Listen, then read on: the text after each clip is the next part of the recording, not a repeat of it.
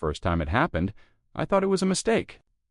I walked onto the casino floor for my evening shift and noticed the board already marked with my coworker's name at the top.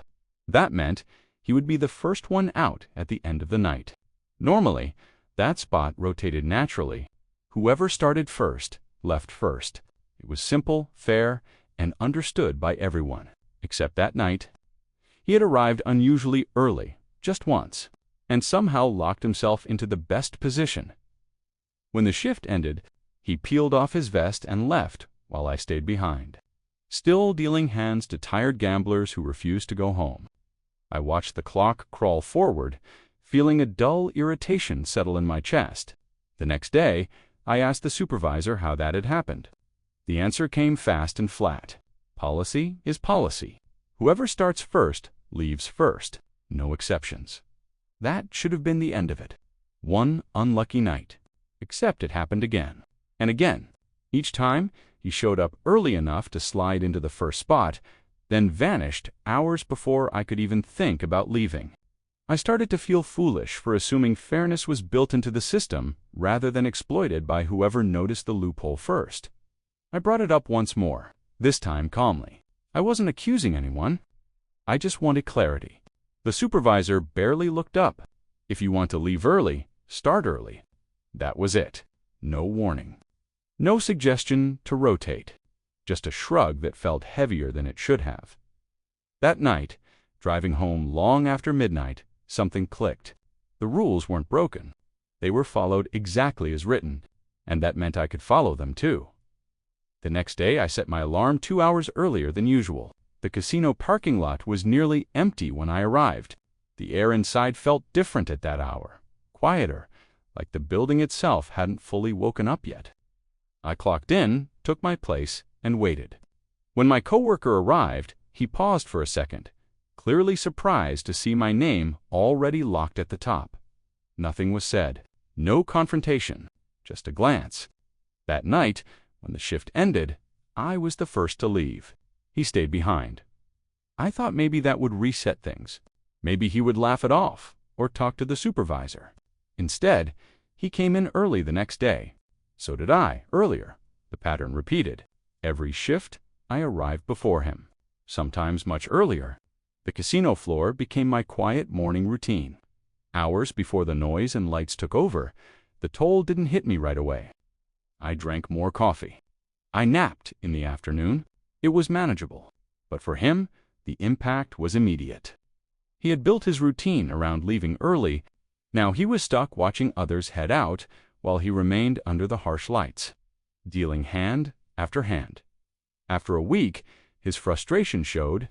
His movements slowed. His jokes stopped landing. Once, during a break, he asked how long I planned to keep this up. I shrugged and said the same thing the supervisor had told me. Policy is policy. That was the moment I realized this wasn't about revenge.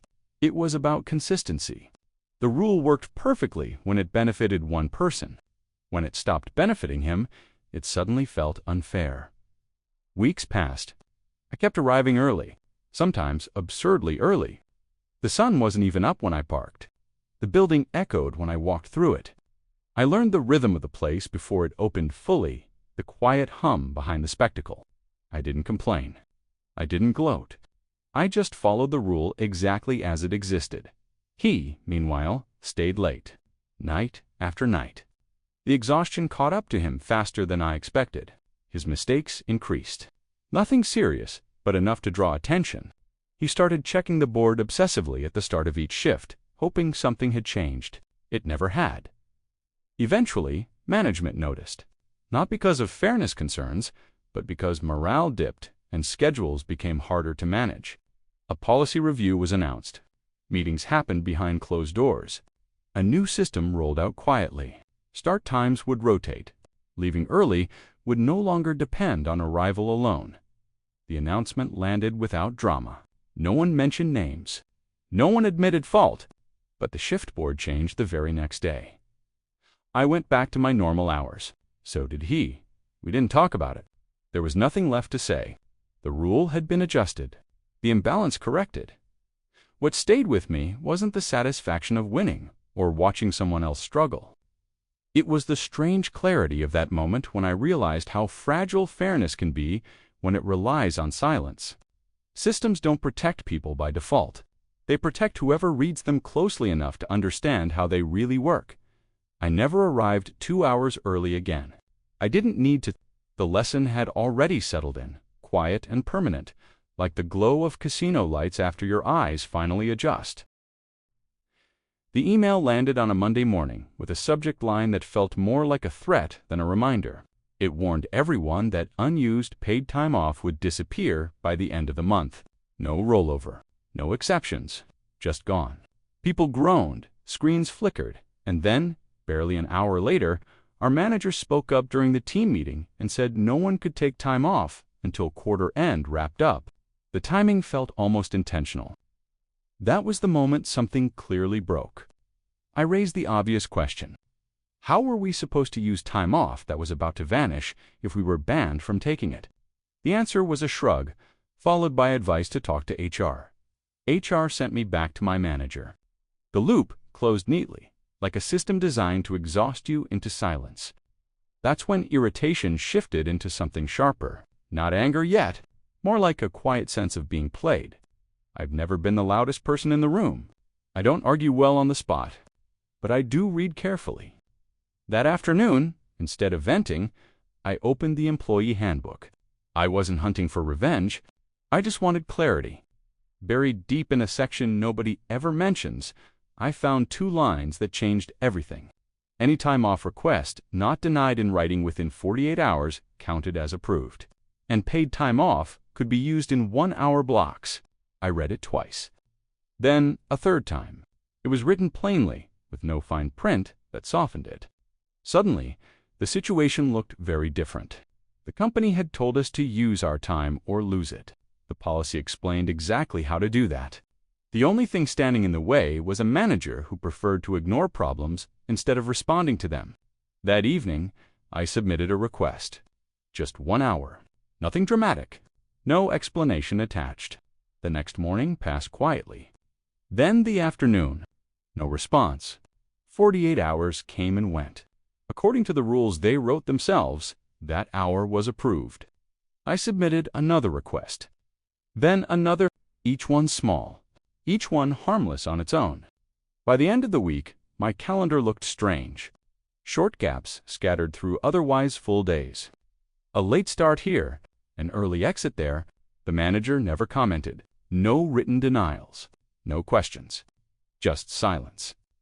I felt a mix of disbelief and cautious excitement. Was it really this easy? The following Monday, I took my first approved hour. Nothing broke. No alarms went off. Work continued.